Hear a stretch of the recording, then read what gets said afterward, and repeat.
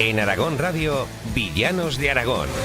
Una serie de historia de Aragón con Sergio Martínez y Santiago Navascués.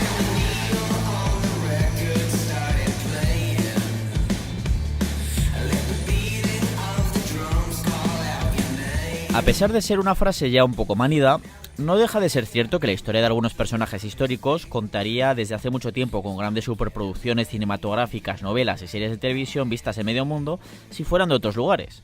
Una de esas historias es la del aragonés Lupercio Latras, que en el siglo XVI y en sus apenas 38 años de vida le dio tiempo a convertirse en líder de una banda de alborotadores, en contrabandista, en soldado de los tercios, en ser espía solo del rey Felipe II e incluso también a ser corsario. Es decir, una historia realmente apasionante que te vamos a contar en este segundo episodio de Villanos de Aragón. Soy Sergio Martínez, en la técnica está Joel Belda y te invito a acompañarnos a conocer a esos Villanos de Aragón en Aragón Radio.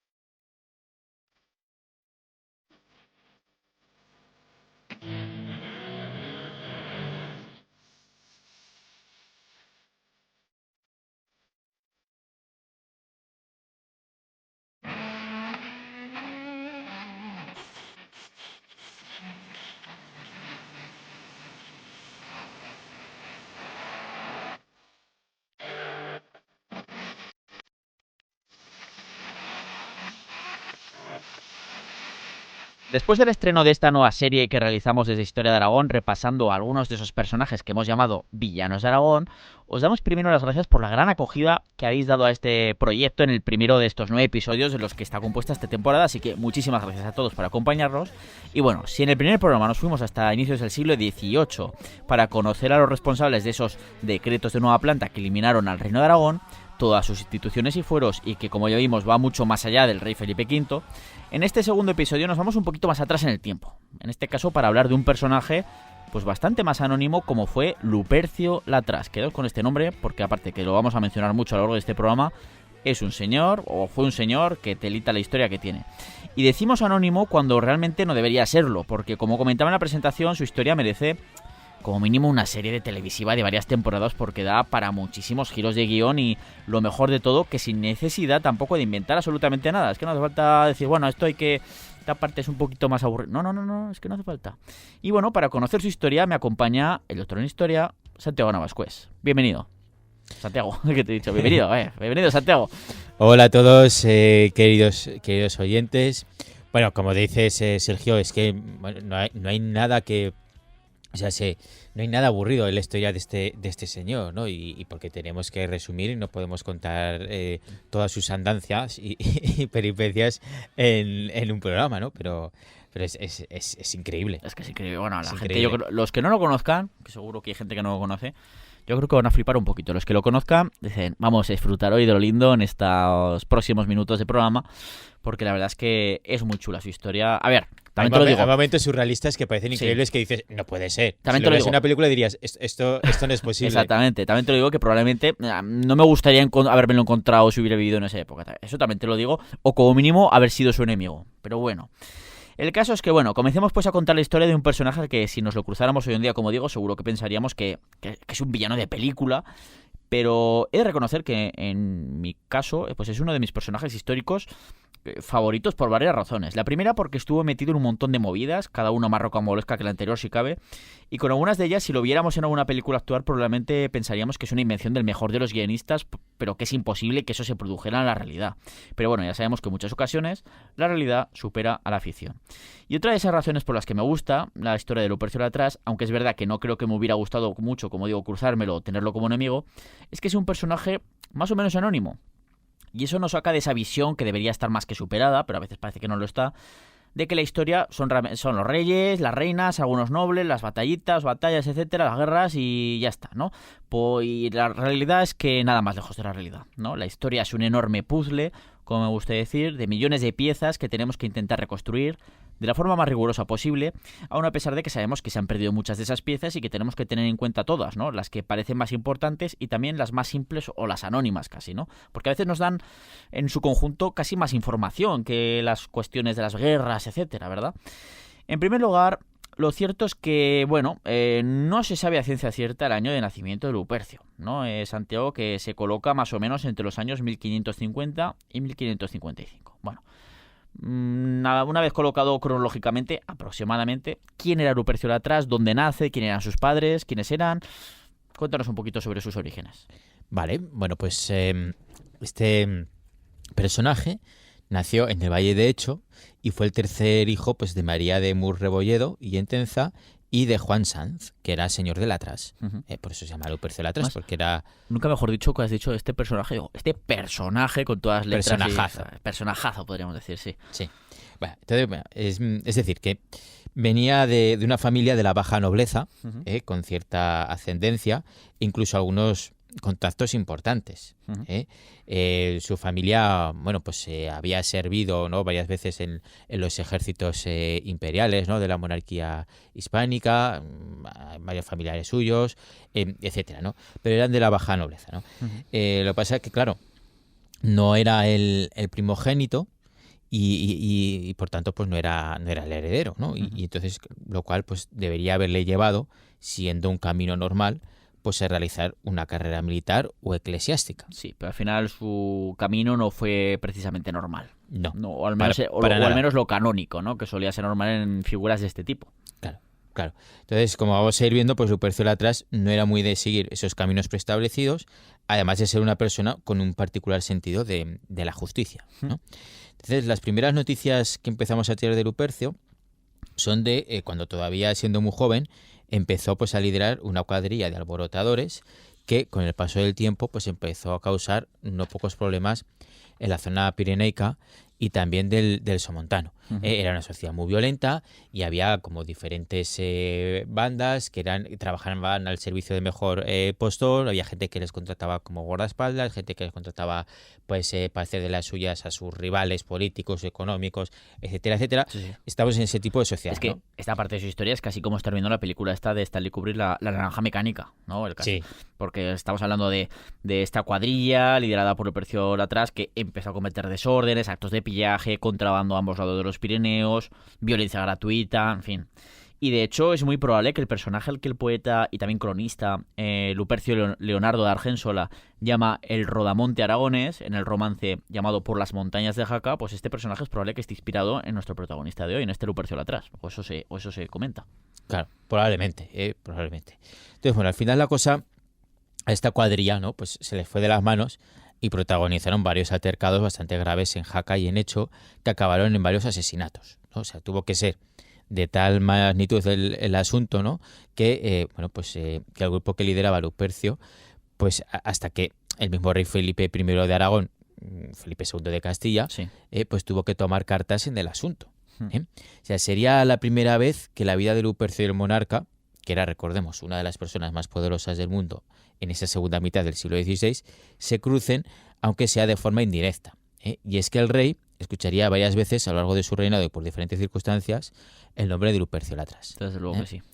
El caso es que en el plazo de un mes, entre el 23 de abril y el 22 de mayo del año 1580, se conservan 2 cartas con esas fechas y emitidas por el propio monarca, instando a la Diputación del Reino de Aragón y a sus diputados a que adoptasen las medidas necesarias para acabar con los estragos que Latras y que su banda estaban infligiendo en una región tan sensible pues como era la Pirenaica para los intereses de la monarquía hispánica. Imagínate la que tuvo que liar para que el propio rey tuviera que tomar cartas en el asunto en plan, mira, controlarme a este tipo porque me la está liando mucho. O sea, para ser exactos, y resumiendo un poco la cosa, sí, lo que ocurrió es que en 1579 hay disputas de vecinos en Hecho y para solucionarlas se recurrió a Lupercio Latras, ¿no?, que acudió con un fraile y un cura. Mientras estaba dialogando con las 2 partes, fracasó en su intento de mediar y fue asesinado un vecino de Hecho. Entonces los asesinos se refugiaron en una casa y los habitantes del pueblo la incendiaron para que salieran los malhechores, pero no salieron y murieron pues calcinados, ¿no? bueno, estamos en sociedades muy violentas, ¿no? A ver, no, Insisto. tampoco era cuestión de que esto es como se dice, los de época medieval no se duchaban. No, a ver, que no hay que generalizar tampoco, pero desde luego había conatos violentos muy importantes como Sí. estos, evidentemente. El caso es que Lupercio Latras fue culpado de este incidente, ¿no? Y entonces a continuación las autoridades de hecho lo procesaron y lo condenaron. Entonces, ¿qué es lo que hace? Pues se marcha a Francia y podría haberse quedado allí, pero, bueno, como hemos dicho, tenía un particular sentido de la justicia, él se sentía agraviado que se estaba cometiendo una injusticia contra él, así que reclutó una compañía de hombres y volvió a Hecho para que allí se reconociera lo ocurrido. Es decir, que él no había tenido nada que ver en todo eso, ¿no? Ujú. Que él solo fue allí a mediar entre las dos partes y que, bueno, pues acabó habiendo muertos, pero no por su culpa. Sí. Entonces los de Hecho piden ayuda al gobernador de Aragón y el gobernador de Aragón a Jaca. Y resulta que en Jaca hay varios enemigos importantes de su familia, así que, bueno, pues viendo que las autoridades que lo perseguían eran enemigas tradicionales de su familia, pues vio que allí no había nada que hacer y se volvió a Francia.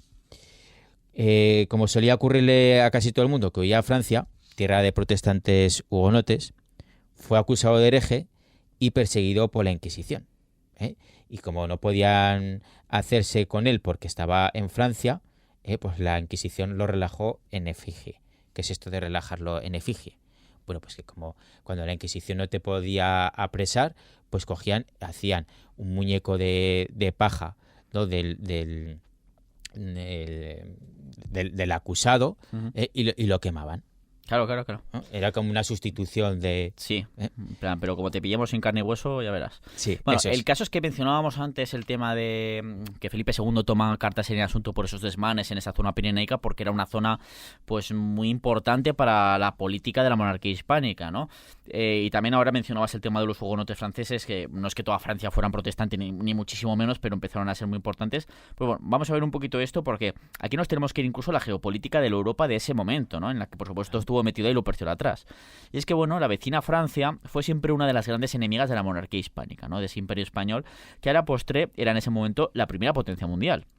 De hecho, famosas son las luchas entre esa Francia de Francisco I y las Españas del emperador Carlos V de Habsburgo, ¿no? Que era el padre del ahora en ese momento rey Felipe II, ¿no? Del tiempo que estamos hablando.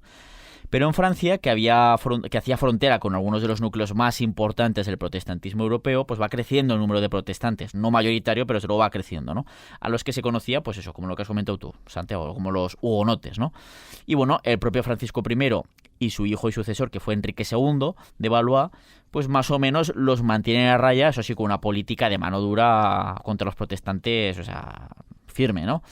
Pero a la muerte de Enrique II en 1559, de forma bastante rocambolesca, de hecho, su muerte, la de Enrique II, pues bueno, se desata un periodo de una mayor debilidad de la monarquía francesa, incluso de anarquía, podríamos decir, derivando en las varias guerras de religión consecutivas, ¿no? De hecho, creo que fueron 8 guerras de religión que hubo en los siguientes 20-25 años. O sea, Francia ahí, pues la verdad es que se sume en un periodo bastante turbulento. Mientras, pues Felipe II, que no se iba a quedar ahí a comer palomitas, como te gusta decir a ti, Santiago, ¿no? Pues estuvo siempre muy pendiente de lo que ocurría en el país vecino, ya que no se podía permitir que triunfara allí el protestantismo, dados los problemas que le provocarían a su propio imperio, claro. Dice, imagínate que en Francia se coloca un rey protestante, pues eso. Porque es que hacía frontera. Es que es eso. Hacía frontera con sus territorios. O sea, hubiera sido que su mayor enemigo, prácticamente quitando el imperio otomano, ¿no? Ya que es otra cuestión, su mayor enemigo cristiano, pues ahora encima ya dejará de ser católico, además protestante, y ahora encima le hacía frontera directa, ¿no? Pues es que Felipe II no lo podía permitir. Por eso estuvo muy pendiente de lo que ocurría en esos años, ¿no? Y de hecho, claro, Felipe II apoya financiera e incluso militarmente a la Liga Católica, y hasta intentó colocar a una de sus hijas, a la infanta Isabel Clara Eugenia, como reina titular de Francia, que este habría sido su gran triunfo de haberlo conseguido, pero bueno, no le salió, ¿no? Y bueno, por todo ello, claro, mantener lo más tranquila posible la frontera pirenaica era clave para esa política europea de Felipe II.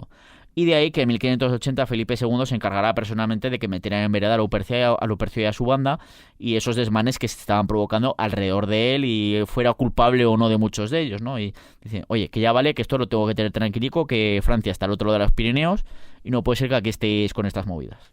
Claro, y la respuesta de la Diputación del Reino de Aragón pues nos hizo esperar y fue contundente, ¿no? Sí, o sea, sí. Condenando a muerte a Lupercio Latras. O sea, entonces pues tuvo que marcharse al exilio, cruzó los Pirineos, donde pasó los 3 años siguientes poniéndose al servicio de Enrique de Borbón, que era uno de esos líderes hugonotes más importantes de Francia, y que de hecho acabó por convertirse en el primer rey de la dinastía Borbón, como Enrique IV. Si vas a Po, vas a ver el castillo de Po, pues el castillo de Enrique IV. En París también tienes el puente de Henri IV o algo así, es que yo francés. Pero bueno, de hecho es el que anunció que se convertía Enrique IV. Dijo, bueno, pues dejo de ser protestante, hugonote, me convierto al catolicismo para lograr los apoyos suficientes y ser reconocido como rey de Francia. Es el que supuestamente dijo esa célebre frase de París, bien, vale, una misa, ¿no? Ya sabes si la dijo realmente. Seguramente es una de esas muchas frases rimbombantes a lo largo de la historia que en realidad nunca dijeron sus supuestos autores, o al menos no en el momento oportuno de decirlas, porque yo al menos soy de esos, de yo qué sé, que discuto con alguien, ¿verdad, Santiago? Y luego a los días digo... Y le tendría que haber dicho... ¿Por qué no se me ocurrió decirle esto con lo bien que habría quedado como... Digo, y luego ves estos personajes históricos que igual por eso son históricos, ¿no? Porque sí que se les ocurre a ellos esas frases, alea y hasta y cosas así. Bueno, yo qué sé, no sé, pero yo creo que la inmensa mayoría de estas famosas frases o no se dijeron nunca, o se dijeron a posteriori, o la dijeron otros personajes poniéndolos en boca de los que supuestamente lo dijeron. Pero bueno, que no nos metemos en eso, que nuestra historia es Lupercio. Sí, que antes de que este señor llegara a ser rey de Francia, pues era un hugonote, vizconde de Bearn, que estaba al ladito de los... al ladito, estaba en los Pirineos franceses. Al norte de los Pirineos, claro. Y entonces, bueno, pues era uno de los principales enemigos de esa liga católica. A la cual estaba apoyando Felipe II. ¿No? Que entonces, bueno. De hecho, mandará a los tercios de Flandes al mando de Alejandro Farnesio para hasta París, porque estaba siendo en cierto momento asediada por los hugonotes y la Liga Católica mantenía a París y dice, es que París no puede caer en manos de los protestantes, y manda a los tercios hasta París, o sea, Felipe II incluso, en 1590 o por ahí, creo que es, o 89, no me acuerdo del año. Total, que Enrique de Bearn, Enrique III de Borbón, que era hugonote, al final se acaba convirtiendo al catolicismo, ¿no? Por intereses. Enrique IV de Francia. Y sí, vuelven Enrique IV de Francia, ¿no? Pero bueno, pero aquí en estos momentos es hugonote y enemigo de esa Liga Católica que está apoyando Felipe II. Y Lupercio Latras se pone a su servicio. Eso es, y Lupercio Latras ha cruzado los Pirineos y se pone a su servicio. Pero lo que pasa es que su hermano mayor, Pedro Latras, que es el que ha heredado el señorío, como primogénito que es, intervino ante Felipe II de forma insistente hasta conseguir que en el año 1583 le conmutara la pena de muerte que pesaba sobre la cabeza de Lupercio y que el monarca le concediera el perdón. Aquí es utilizado como espía por Felipe II. Es un espía doble. O sea, Enrique de Borbón lo está cogiendo en su corte para que le cuente cómo están las cosas por los feudos de su enemigo Felipe II, pensándose que es un huido de la justicia aragonesa, ¿no? Y de Felipe II, y lo que no sabe es que le está dando a Felipe II informaciones sobre sus propios feudos. Entonces, estando así las cosas, ¿no? Que podría haberse quedado aquí tranquilico, ¿no? Haciendo de espía doble, pues Lupercio Latras, no sabemos por qué, vuelve a Aragón y Felipe II pues no ha informado de su actividad como espía, es lo que tiene que ser un espía secreto, así que sigue siendo considerado como un criminal por el gobierno de Aragón, Jaca y también por la Inquisición. No consiguen acabar con él, llegó a amedrentar a Barbastro, fijaros qué bandolero que llega a amedrentar a una ciudad entera, ¿no? O sea, estamos hablando de un tipo que asalta carruajes. No. ¿Sabes? No es lo que sale en las películas del oeste o cosas así, o de los bandidos famosos de estos del romanticismo que pintaban los ingleses en el siglo XIX en esa España, en esa Andalucía sobre todo. No, ni mucho menos. Claro, es que tela. No es Curro Jiménez. No, ni mucho menos, ¿no? Entonces, bueno, como no pueden reducirlo, pues al final le conceden un perdón. Pero claro, este perdón no iba a ser gratis. O sea, el perdón, ¿no? Esto se hacía también con otros malhechores, ¿no? Con otros bandidos. El perdón pues le sería concedido a cambio de que Lupercio se enrolara en los tercios y que pusiera sus artes pues al servicio de la monarquía hispánica en tierras italianas, ¿no? Entonces, por supuesto, aceptó y fue nombrado capitán, encargándosele la formación de una compañía para después marchar a la península itálica. Pero ese nombramiento tenía trampa, ya que, como dijo el propio Lupercio, él mismo tuvo que costear el reclutamiento de sus hombres y buena parte del viaje hasta llegar a la isla de Sicilia, una de las bases principales para controlar el Mediterráneo y sobre todo para luchar contra el avance de los turcos otomanos, ¿no? Entonces la travesía de Tarragona a Sicilia pues duró 3 meses y parece que hubo una epidemia, murieron 70 hombres, fue un viaje difícil, pero bueno, allí acabó en Sicilia. El caso es que aquí Lupercio pues pasa los siguientes años en tierras italianas Y aquí es un periodo un pelín más desconocido. Seguramente estaría más metido en juergas, en chanzas y en fin. Pero sabemos que en 1585 decide viajar a Roma para intentar ser recibido nada más y nada menos en audiencia que por el Papa Sixto V, ¿no? Y que éste le concediera el perdón por todos sus crímenes y pecados. A Lupercio ahí en plan, si alguien me tiene que perdonar, que sea el mismo Papa. O sea, no me vale con un sacerdote de cualquier iglesia, que será por iglesias en Italia también, o incluso aquí en España, ¿no? No, un tipo humilde, ¿no? El Como Papa. podéis ver. Y no estamos hablando tampoco de un papa cualquiera, que igual hay gente que no conoce, pero si vas a Roma y te fijas en muchas iglesias o monumentos, Sixto V aparece por todas partes mencionado. Porque Sixto V fue uno de los pontífices que mayor influencia urbanística imprimió en esa ciudad de Roma, pero en esa Roma ya que va tirando hacia el barroco de los papas, ¿no? Sobre todo ya esa Roma que luego crecerá mucho en el siglo siguiente, en el siglo XVII. Y eso, a pesar de que su pontificado duró relativamente poco. Pues, fue de los años 1585, precisamente cuando Lupercio Latras dice, mira, hay nuevo papa, voy a ver si este me recibe, ¿no? En audiencia. Pues dura del 85 a 1590. Y bueno, aunque ya se habían hecho grandes proyectos urbanísticos, como ese inicio de las obras de la Basílica de San Pedro del Vaticano, que bueno, aún le quedaba todavía unos cuantos añicos para terminarse, ¿no? O la escalinata esta que diseñó Miguel Ángel, que asciende hasta la plaza del Campidoglio en lo que había sido, bueno, lo que es la colina capitolina, ¿no? Pues fue Sixto V realmente quien planificó una parte del desarrollo urbanístico de la ciudad moderna de Roma, ¿no? De la Edad Moderna, en todo el área esa que recorre la vía del Corso, que sale desde Piazza Venezia hasta que llega hasta la Piazza del Popolo. Y todo ese desarrollo urbanístico, ¿cómo lo marcó? Pues indicó por dónde debía urbanizarse la ciudad, con esos numerosos obeliscos que habían llevado los romanos en la antigüedad, muchos de ellos hasta la ciudad eterna, hasta Roma, y que Sixto, pues en esa época estaban en ruinas, pues Sixto ordena volver a levantar, restaurarlos y recolocarlos en diferentes lugares de la ciudad, y decía, pues este es el plan urbanístico, en plan, hasta aquí la ciudad por el norte, hasta aquí por el este, y por eso nos los encontramos tantos obeliscos pues en todo ese entorno que va desde Plaza Venecia hasta la Plaza del Popolo y toda esa área. Obeliscos que proceden de Egipto, que la mayoría. La gran mayoría, sí. Que los llevaron los romanos desde Egipto hasta allí, en la antigüedad, y luego pues ahora pues se vuelven a levantar. Se vuelven a levantar y la mayoría lo recoloca este Sixto V. De hecho, había gente que decía, oye, ya vale de agujas y más pan para tu pueblo, ¿no? Porque se estaba muriendo de hambre. No te gastes perras en los pinchos estos y gasta más pan. En fin, o sea... que Lupercio no se intentaba entrevistar con un papa cualquiera, ni mucho menos, sino que con uno de los papas más importantes en cuanto a la historia de la ciudad de Roma en época moderna. Sí, el caso es que la siguiente ocasión en la que tenemos una pista sobre Lupercio es el 7 de marzo de 1587, momento en el que presentó un memorial a Diego Enríquez de Guzmán, virrey de Sicilia, y al que solicitaba permiso para poder ser destinado a Flandes para poder servir así mejor a su majestad el rey. Vamos, que se aburría en Sicilia, que había poca acción para él. Yo quiero más cosas, sí, exactamente. Yo quiero pelearme con los protestantes allí en los Países Bajos, ¿no? Entonces, bueno, al final, pues Lupercio quería seguir ese camino vital que solían recorrer los soldados de infantería de los tercios y que decía algo así como España mi natura, Italia mi ventura y Flandes mi sepultura, ¿no? Bueno. Sin embargo, nunca consiguió ser destinado allí y, como ya he dicho, pues se aburría en Sicilia. En 1586 se pelea con el capitán de infantería Diego de Ibarra, al que mata en un duelo. Pero bueno, como es un duelo, pues es completamente legal. Aquí no ha pasado nada. Es verdad que él también era capitán en ese momento. O sea, no es que hubiera sido un subordinado que se cargaba a un superior, sino que eran los dos capitanes. Claro, eso es. Entonces, en 1587 solicita ser cabo de una embarcación y destacó en un enfrentamiento contra una flotilla inglesa. Después de esto, fue enviado a una escuadra naval al mando del gran almirante de la época de Felipe II, que era Álvaro de Bazán, y que tenía como objetivo llegar hasta las Islas Azores para después hacer escolta a la flota de Indias que tenía que llegar de América repleta de plata y de otros bienes comerciales.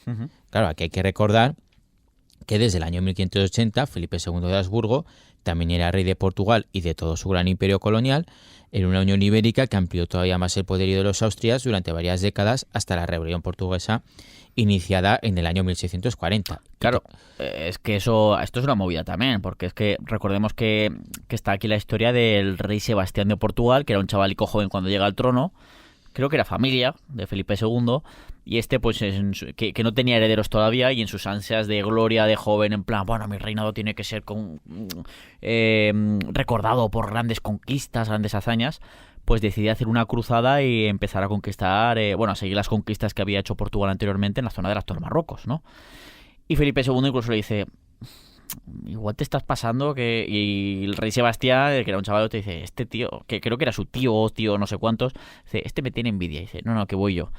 Y se va con toda la florinata de la nobleza portuguesa a norte de Marruecos y ahí se produce un desastre militar portugués brutal. Creo que es la batalla de Alcázar-Quibir, en la que mueren muchísimos nobles portugueses, muchísimos soldados, y el propio rey Sebastián se le pierde la pista. Supuestamente murió también, aunque creo que nunca se le encontró el cadáver. De hecho, nacieron ahí muchas leyendas de que el rey Sebastián nunca había muerto. Aparecieron durante los siguientes años muchos reyes Sebastianes diciendo, uno era panadero y al final acabó ahorcado, diciendo, ¿tú qué vas a ser rey Sebastián? Y apareció ahí un mito portugués del sebastianismo, creo que se le llama, que era en plan de que cuando Portugal esté en su peor hora vendrá el rey Sebastián a salvarnos. O sea, hay una especie de mito mesiánico, ¿no? Bueno, pues el caso es que, claro, ahí, pues como había muerto Sebastián sin herederos ni nada, solo quedaba un tío suyo, que además era cardenal, que se convierte en el nuevo rey de Portugal, pero que tampoco tiene descendencia y dura apenas 1 o 2 años en el trono hasta que fallece. Y ahí Felipe II ahí sí que estaba en plan, ahora voy yo. Es que por derechos dinásticos me Claro, toca. era el más cercano. Sí que había un hijo ilegítimo que había tenido no sé qué rey, al que le llamaban el prior de Crato o algo así, o Antonio de Crato, pero era un hijo legítimo, ¿no? Que es el que buscó el apoyo de Inglaterra para conseguir el trono portugués, pero no, Felipe II fue el que mandó al duque de Alba con sus tercios y en 1580 invaden Portugal y asume el trono Felipe II. Es una unión que dura, pues eso, unos 60 años hasta la rebelión en 1640 en época de Felipe IV, que dura además unos cuantos años hasta que al final la monarquía hispánica tiene que reconocer la independencia portuguesa.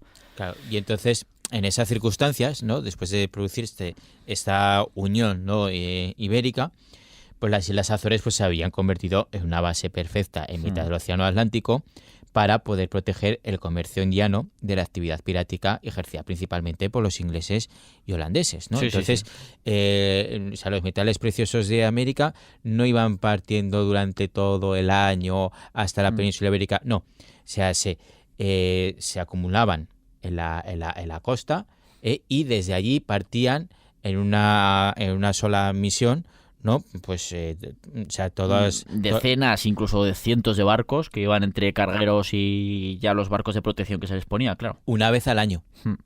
Con toda armada, escoltándoles, etcétera, etcétera. Claro, es que además ahí no se une solo de América, es que se unen dos grandes rutas comerciales que unen Asia, América y Europa por primera vez en la historia. Es decir, todo el comercio que se hacía desde las Islas Filipinas durante todo el año se acumula en las Filipinas, pues con el comercio con China, con no sé, por los territorios cercanos. Luego ahí va el Galeón de Manila, que era una gran flota que cruzaba el Pacífico una vez al año, hasta México, hasta Acapulco, por ahí creo que todo eso se pasaba hacia el Caribe. Y después ahí se juntaba todo. Se juntaba todo lo que venía de las Indias y también de América y también de Asia. Y luego hubo, pues imagínate, un corsario pirata cazar un solo barco de esos.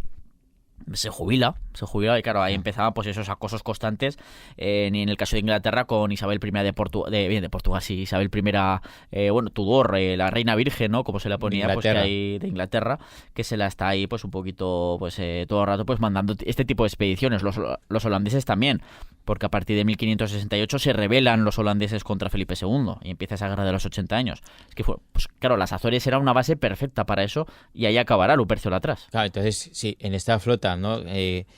En la que estaba Lupercio Latras al mando de Álvaro Bazán, pues el destino era las Azores. Naufragó en las Azores enfermo de tifus. Este señor tiene mala suerte con el mar, no sabemos por qué. Y ahí pues estuvo una larga temporada, claro, esperando el regreso de la Armada de las Indias portuguesa, ¿no? Sí, la flota. En la flota, ¿no? Y cuando llegó, pues se unió a esta armada que iba con todos metales preciosos destino a España, ¿no? Desde América. Bueno, pues en ese trayecto de vuelta a las Españas, pues la nave capitana tuvo problemas e incluso se llegó a dar por perdida, regresando el resto, ¿no? de la flota pues hacia las costas portuguesas. Entonces, al llegar a Lisboa, Lupercio fue acusado de desamparo y huida, a pesar de que argumentó que la nave en la que iba embarcado, la marihuana... El nombre de barco, la marihuana, ¿qué? Sí. Marihuana. Bueno, pues argumentó que su nave, ¿no? La marihuana, fue la única de toda la escuadra que esperó para intentar auxiliar a la nave capitana y que incluso él mismo propuso organizar una expedición de rescate, ¿no? Pero que no le hicieron caso. Claro, esa es su versión, claro. Sí. ¿no? Y al final Lupercio pues fue condenado a 3 meses de cárcel y al pago de una multa de 100 ducados, que era una pequeña fortuna, ¿no? Para la época. Claro, pues aquí Lupercio de atrás me imagino que muy contento, creo que no se quedaría, ¿no? Sobre todo con esa versión que dio de, en plan, oye, que soy el único que he intentado ir a rescatar y luego lo castigaron. Claro, pero aún así, aun con todo, o sea, lo más inteligente es, bueno, está aquí castigado un mes, tengo que pagar... Bueno, 3 meses al final, ¿eh? De Bueno, cárcel. 3 meses. Bueno, está aquí En castigado una 3 cárcel, meses. en una cárcel de la época. Sí, pero luego vuelvo al ejército, ¿no? Y ya está, ¿no? Pero no. O sea, para sorpresa del historiador, pues indignado, Lupercio Latras escribió allí en Lisboa un nuevo memorial, esta vez dirigido al rey, y en el que defendía su inocencia y argumentaba que su voluntad siempre había estado al servicio del monarca y bajo su férrea lealtad. Entonces, no le hicieron caso, y como hemos dicho hace un rato, pues Lupercio, que tenía su propio sentido de la justicia y desde luego que creía que el trato dispensado por sus servicios había sido injusto, ¿no? De modo que en ese mismo año de 1588, una vez cumplida su pena de prisión en la capital portuguesa, pues desertó y se dirigió de nuevo hacia el reino de Aragón en mula. Vete a cruzar toda España en mula La península ibérica de punta hasta a Aragón. punta. Sí, desde luego. Es que este señor era en plan, tenía un poco de síndrome de persecución, en plan, todos me tienen manía, todos, absolutamente todos, yo nunca he hecho nada, soy inocente. Sí. El caso es que llega a Aragón y en Aragón no estaban las cosas precisamente tranquilas, lo cual le vino bien, todo hay que decirlo. O sea, desde hacía ya varias décadas había un sentimiento pues de profundo descontento y desencuentro entre las instituciones del reino, sus nobles y la monarquía de Felipe II, ¿no? Como institución, algo que de hecho bueno pues acabó derivando en la famosa rebelión de Aragón del año 1591 y en la ejecución del Justicia Mayor del Reino, Juan de Lanuza V el Joven. Estamos en una situación de mucha tensión entre la monarquía y las instituciones del reino de Aragón. Claro, es que esto queda mencionarlo solo porque para que todo el mundo se haga una idea de lo que se estaba cociendo en el reino aragonés en aquellos años, que es que no fue en plan 1591 nos enfadamos y nos rebelamos porque Antonio Pérez patatas, no. O sea, esto fue porque hubo muchísimas cosas y aquí vamos a mencionar solo algunas de ellas, pero es que la situación en el reino de Aragón a finales del siglo XVI con respecto a sus relaciones con la monarquía, sobre todo con Felipe II, pues estaban como estaban, ¿no? Es que al final el tema de Antonio Pérez, este secretario de Felipe II que huía a tierras aragonesas, fue tan solo la gota que colmó el vaso de una multitud de sus encuentros entre Aragón y el rey, que venía de décadas atrás, y en un par de esos asuntos estuvo, por supuesto, Lupercio Latras, en todos esos asuntos que le acaban liando y que al final acaba haciendo que estalle todo en 1591 con esa rebelión aragonesa. Pues en 2 de esos asuntos estuvo, por supuesto, en estos años metido nuestro amigo Lupercio Latras, porque estaba metido en todos los araos. Sí. En todos. Y se habría inventado alguno más si hubiera podido, seguramente. Sí, el caso es que en ese año de 1588, ¿no? Cuando regresa a Aragón, pues se llevaba ya tiempo librando una verdadera guerra civil en la Ribagorza, que, bueno, pues una vez más estaba causando grandes perjuicios al reino y que estaba desestabilizando la frontera con Francia. ¿Y qué es lo que estaba pasando pues en ese momento en el condado de Ribagorza? Es una guerra que a mí me sorprende que no se estudie en los colegios, ¿no? O sea, si yo he estudiado en los colegios, por ejemplo, que si la batalla de Pavía, que si los comuneros, que si... Y no he estudiado una guerra que ocurrió aquí en Aragón. Bueno, son cosas que... Bueno, lo que ocurrió es que resulta que a Fernando de Aragón y Gurrea, que era el quinto duque de Villahermosa y sexto conde de Ribagorza, y por lo tanto una de las personas más poderosas de Aragón, pues hacía años que se le habían revelado sus vasallos ribagorzanos, ¿no? Y entonces, lejos de ponerse del lado del conde, al que se le han sublevado sus súbditos, pues el rey Felipe II lo que hace es intentar aprovechar la situación, aduciendo que el condado pues había sido otorgado solo durante una serie de generaciones y que después pues este condado debía de volver a manos de la corona, cosa que le tocaba ahora en ese momento, ¿no? Qué casualidad. Qué casual todo.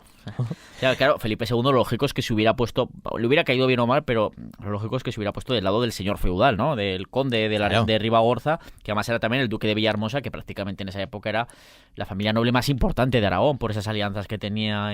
Que no olvidemos que es al que las Cortes de Aragón le dan la razón. O sea, la Corte del Justicia da la razón al conde de la Ribagorza. Porque este es un pleito que se desarrolló durante muchos años. O sea, que es que no fue cosa de un añico o 2, no. O sea, tuvo un recorrido bastante largo. Pues el rey Felipe II, claro, ¿qué es lo que hace? Pues estuvo espoleando a los súbditos rebeldes quienes estaban muy interesados en pasar a ser una tierra de realengo, o sea, perteneciente al rey, por lo general mucho mejor para vivir que una tierra, bueno, pues gobernada por un noble como señor feudal, Sí, ¿no? sí. Que era... Claro.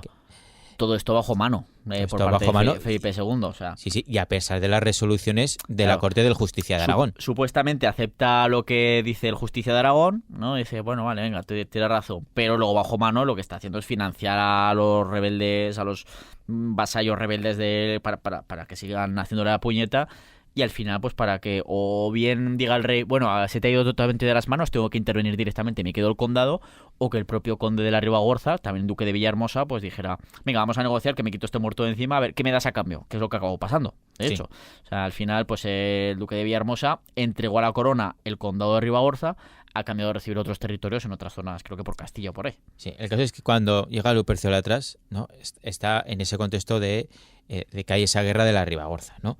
Y esta actitud del monarca de estar en contra del conde de la Ribagorza y en favor de los súbditos que se le han revelado, ¿por qué es? Pues porque el condado de Ribagorza era un territorio fronterizo con Francia y a Felipe II le interesaba mucho Claro. tenerlo bajo su control directo en esas tesituras que estamos hablando de guerras de religión en Francia, Al ¿no? final era eso, tener control, si podía, de forma directa la mayor parte de la frontera entre España y Francia, ¿no? La corona de Aragón y Francia en ese territorio. Claro, el caso es que al final, pues como os podéis imaginar, esta situación derivó en una verdadera guerra civil a Ribagorza entre los partidarios del conde o los partidarios del rey, la llamada Guerra de la Ribagorza, y en la que Lupercio Latras, recién regresado de Portugal, pues tomó parte apoyando al conde. Hombre, por supuesto.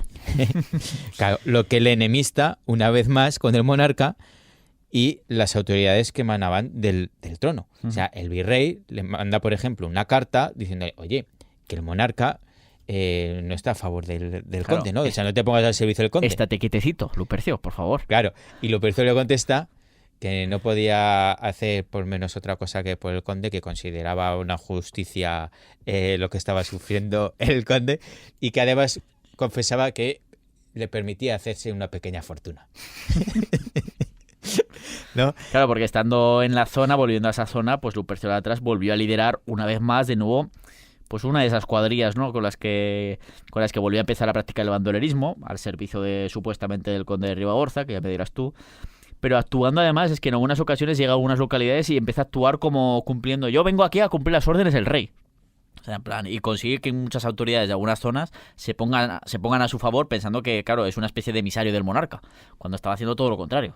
Sí, pero o sea, cuando ocurre esta guerra de la Ribagorza, hay que entender que no es el único conflicto que se estaba produciendo en esos momentos en Aragón. No. Porque para complicar más las cosas, en esos años se estaba desarrollando la guerra entre montañeses y moriscos, probablemente más peligrosa que la de la Ribagorza porque estaba más extendida territorialmente. Y fue incluso mucho más violenta. Que mira que la de Sí. Ribagorza fue violenta y sangrienta, ¿no? Pero esta ya fue tremenda. Sí, resulta que cada año pues las gentes de las montañas pirenaicas dedicadas a la ganadería solían bajar con sus rebaños al Valle del Ebro para pastorear. Los montañeses, vamos. Claro. Y allí pues entraban en contacto pues con los moriscos del Valle del Ebro, ¿no? Porque los moriscos eran muy numerosos en el Valle del Ebro, Sí. y fundamentalmente agricultores. En la ¿no? cuenca del Ebro y los ríos adyacentes al Ebro, pues había pueblos que estaban prácticamente o totalmente poblados por esos moriscos. ¿Quiénes eran los moriscos? Por si alguno está despistado por ahí. Pues eran musulmanes o mudéjares que se habían convertido, bueno, o más bien, habían sido obligados a ser convertidos al cristianismo. Entonces había mucha animadversión de los llamados cristianos viejos, que era la mayoría de los montañeses, Sí, que eran de los cristianos viejos al que al menos decían que su familia era cristiana desde hacía muchísimas generaciones. Claro. O que nunca había venido de judíos, de musulmanes, o sea, de sangre limpia, que se les llamaba. Esto es casi un poquito como lo de Harry Potter, ¿no? Los sangre Sí. sucia, pues, pero con el tema de religión. Bueno, pues los montañeses casi todos eran cristianos viejos, ¿no? Y entonces, bueno, pues había mucha animadversión de estos señores hacia los moriscos, ya que decían que no se fiaban de que su conversión pues fuera sincera. Además, bueno, pues siempre existía la sospecha de que los moriscos, especialmente en las zonas costeras, pues funcionaran como una especie de quinta columna que daba información a los corsarios berberiscos, ¿no? A los corsarios del norte de África, musulmanes, Sí. que de vez en cuando pues asolaban las costas y que incluso pues podían llegar a ayudar a los turcos otomanos ante una hipotética invasión de la península ibérica. Es que de hecho esto fue una obsesión de esos años, de una Claro. parte del siglo XVI, de que el Imperio Otomano nos va a volver a invadir, vamos a volver al siglo, como ya estamos como los tiempos del siglo VIII, que nos volvían a invadir los musulmanes. O sea, a pesar de que la monarquía hispánica era uno de los imperios más poderosos, es que en esa época era una constante de rumores, de rumorología, y claro, los rumores cuando se van haciendo más grandes y tal, pues acaban creando una animadversión hacia esa población morisca cada vez más grande, una población que además en muchos casos mantenía muchas tradiciones islámicas, incluso vestimenta, tradiciones, en algunos sitios lengua, en Aragón no, la lengua no la hablaban ya el árabe, ¿no? Pero que luego se va prohibiendo en época de Felipe II, pero claro, como los apartaban y se apartaban a sí mismos, acaban casi como comunidades aparte dentro de la sociedad, y más en pueblos como estos que estamos hablando de la zona del Ebro, que eran tan numerosos y a donde iban esos montañeses a pastorear. Entonces, Aquí las tortas estaban casi servidas, ¿verdad? claro, entonces debido a estas tensiones, bueno, pues hubo un momento en el que uno de esos montañeses que bajaba cada año al Valle del Ebro pues fue asesinado, asesinato que fue supuestamente perpetrado por un morisco de la localidad de Codo, muy cercana a Belchite, dependiente del monasterio cisterciense de Rueda, y que estaba totalmente habitado por esos moriscos. Entonces, ¿qué ocurre aquí? Que las autoridades se desentienden y entonces los familiares de ese montañés asesinado pues bajan con sus amiguitos Buscan venganza. buscando pelea contra los moriscos. Y los moriscos llaman a sus amiguitos y, bueno, pues al final acaban habiendo bandas y acaban habiendo ejércitos, ¿no? de montañeses, ¿no? Entonces, bueno, pues se acaba viendo lo que es una guerra, ¿no? Una serie de ataques por parte de los montañeses contra los moriscos del valle, entre los que se cuentan, bueno, pues la completa destrucción pues de la mencionada localidad de Codo, salvo su castillo. Y el castillo porque dependía directamente, era una propiedad del monasterio de Rueda, si no también... Si no, pues también,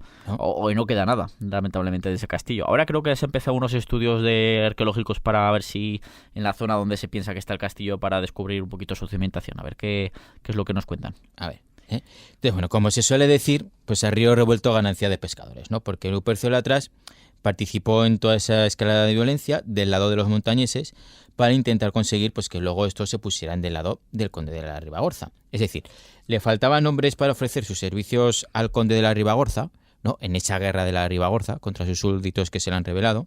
Así que intentó acaudillar a los montañeses para hacerse con esos hombres, ¿no? Entonces, de hecho, participó en el asalto a Codo y en una matanza de moriscos pues realizada en Pina de Ebro.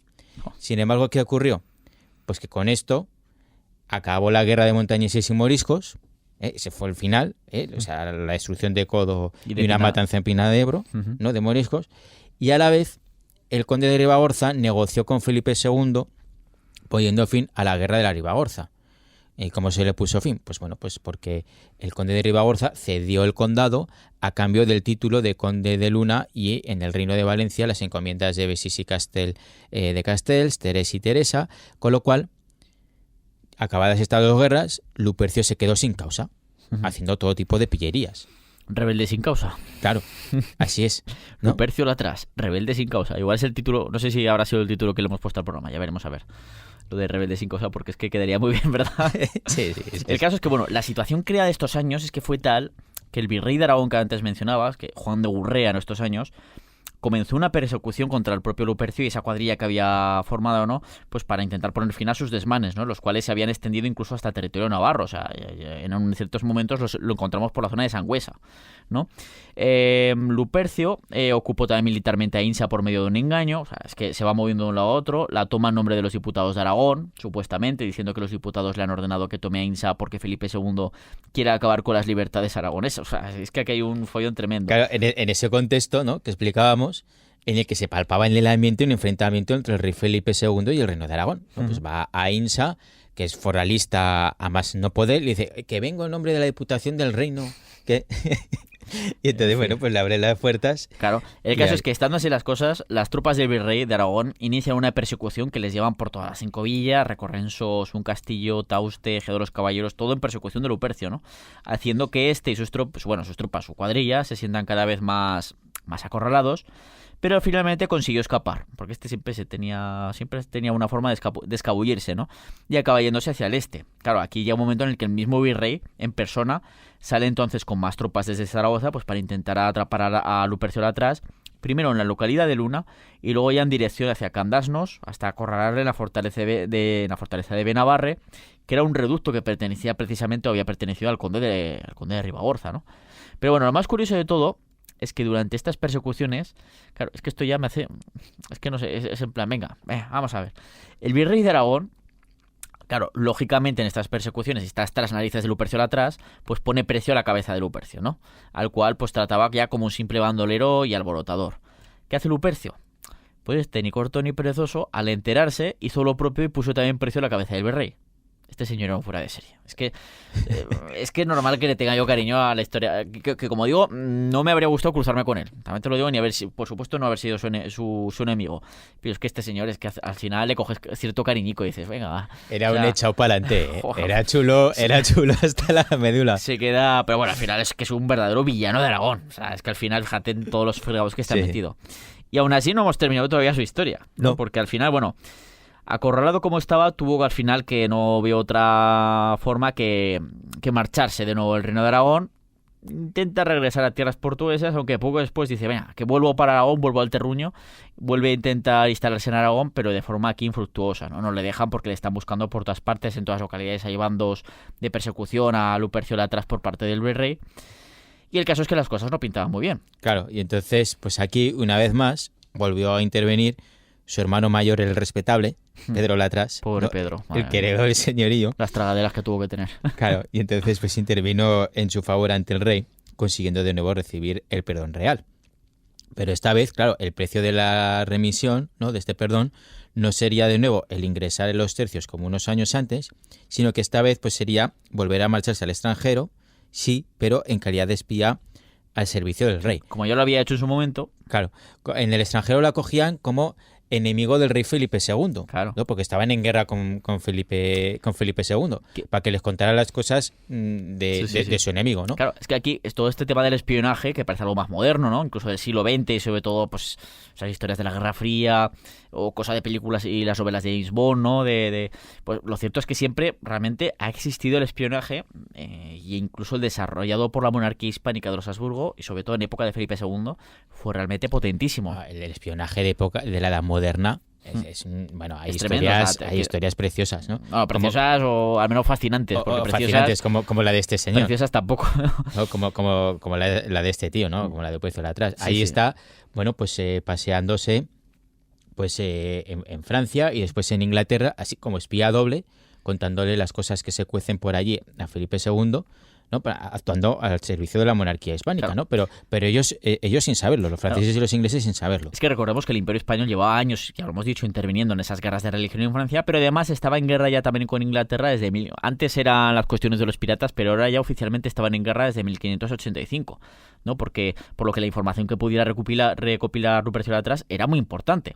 Son esos años en los que se producen esos intentos de invasión por ambas partes con grandes armadas, entre ellas la que los ingleses bautizaron con sorna y que encima nos lo hemos comido, como eso de la Armada Invencible, ¿no? O también lo que se han callado como ese posterior ataque de Francis Drake, ese ataque inglés tremendamente fracasado contra Coruña, con María Pita, ¿era? ¿O sí. María Pineda? No, María Pita, lo has dicho bien. O después de fracasar en La Coruña, acaban yendo a Lisboa, donde también fracasan estrepitosamente. Es tremendo, ¿no? Pero bueno, Lupercio al final, pues, bueno, no era persona de muy en plan... acaba cansándose también de esas tareas. Y estando en Inglaterra, en el año 1590, pues abandona esas tareas encomendadas por el monarca de espionaje, ¿no? Y quiso de nuevo regresar a casa. Pero no lo hizo de forma normal, ¿verdad? No lo haría como... Pues, no lo hizo como lo haría cualquiera, ¿no? O sea, para hacerlo no se le ocurrió mejor idea que embarcarse en un barco corsario de los ingleses, es decir, en un barco pirata, ¿no? Y, bueno, pues este barco puso rumbo hacia las costas españolas y, como ya he dicho antes, este señor tenía siempre mucha mala suerte con el mar, pues acabó embarrancando seguramente por una galerna frente a la ciudad de Santander.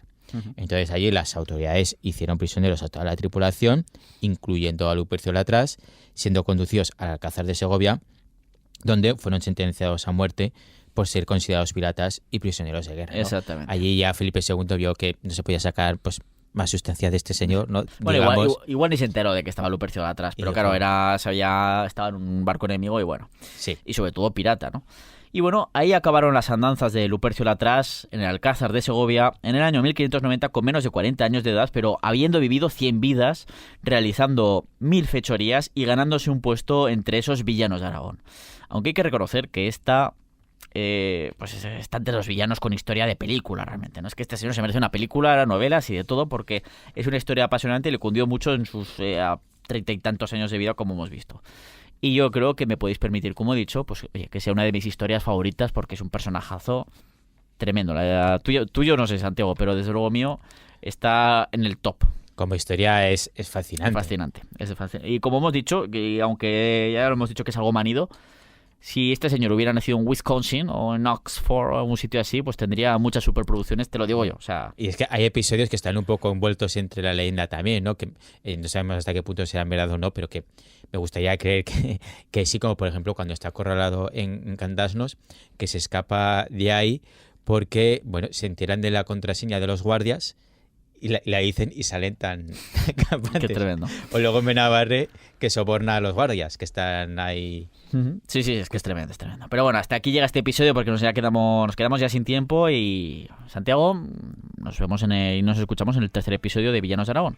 Hasta la próxima. Y esperamos que todos hayáis disfrutado tanto como nosotros al hacer este programa y ya sabéis que si os habéis perdido alguno de los episodios o también de nuestros programas estrella que es Historia de Aragón aquí en Aragón Radio, lo podéis escuchar como siempre en podcast y lo encontraréis en aragonradio.es, en Aragón Cultura, en historiaaragón.com y en esas plataformas que siempre os comentamos, ¿no? Que son iVoox, Spotify y Apple Podcast.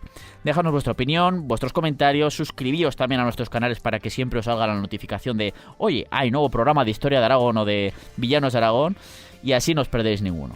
En la técnica hemos tenido a Joel Belda y te esperamos en el próximo programa para conocer a los villanos de Aragón, como no, en Aragón Radio. En Aragón Radio, Villanos de Aragón. Una serie de historia de Aragón con Sergio Martínez y Santiago Navascués.